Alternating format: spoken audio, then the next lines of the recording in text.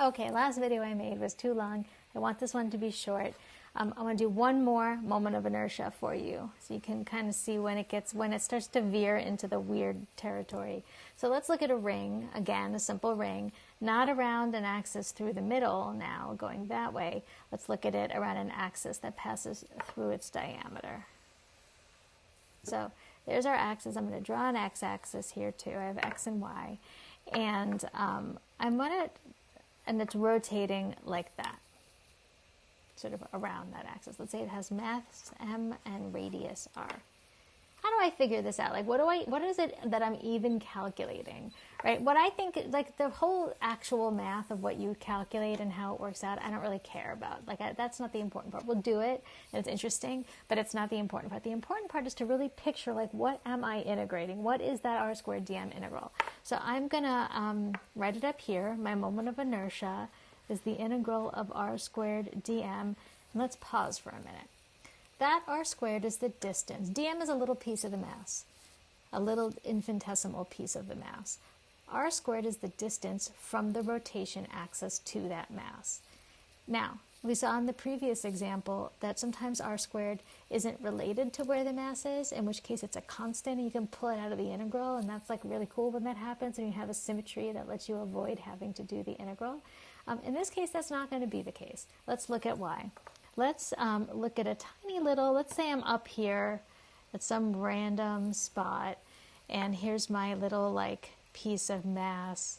I'm just going to exaggerate it as like, so I can color it in, but it's really just a little segment of that line.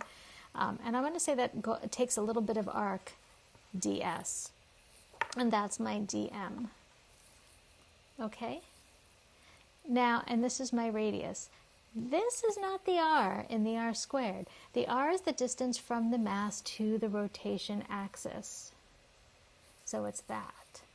How far away from the axis of rotation? Because remember, we're calculating this is all about calculating the velocity for the kinetic energy. So if you're like up in like New York, let's say, or Massachusetts, compared to the equator, you're going in a smaller circle up there than you are down at the bottom, right? And so like your circle that you trace out is going to actually be a smaller circle with the same angular velocity but a slower velocity, because your radius from that central axis is smaller. So you're always looking at the distance from the central axis. That's the r and the r squared. So I'm going to call that lowercase r just to keep track of it. Now what's tricky is as that mass moves along the circle, that radius is going to get longer and longer. It's going to be longest here, then it's going to start to get shorter and shorter and shorter again. And so as I integrate over the dm's, the dr's change. That's why I need to do this integral out. It's not going to be one where I can pull the radius out like I did before. So let's see if we can write this. Let's see if we can do this. I think we can. First, I'm going to write r in terms of r and theta. Okay, you get more comfortable operating in like, r theta coordinates rather than xy coordinates for spherically symmetrical objects, which are radially symmetric objects, which we'll practice a lot, particularly second semester. So, so here's our little thing, right? It's over here. R, we can see because up here is also theta.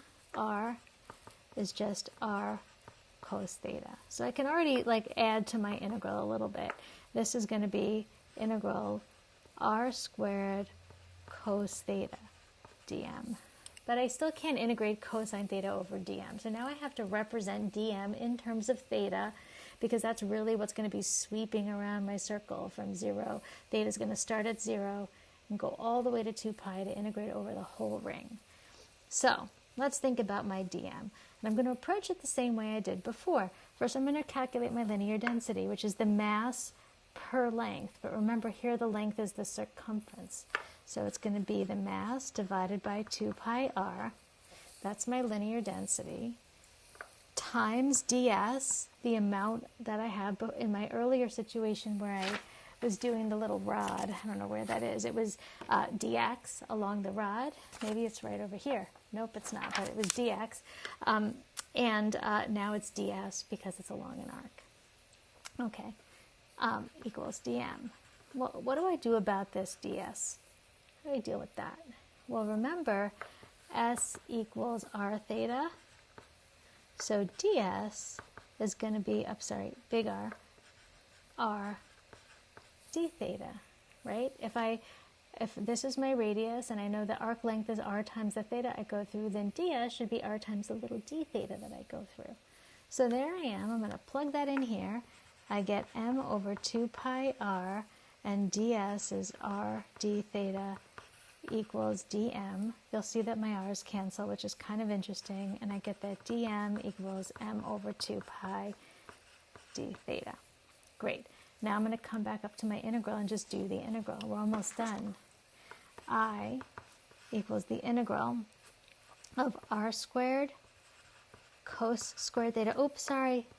That should have been cosine squared because r squared was r squared cosine squared theta. Sorry, you probably were wondering what was going on up there.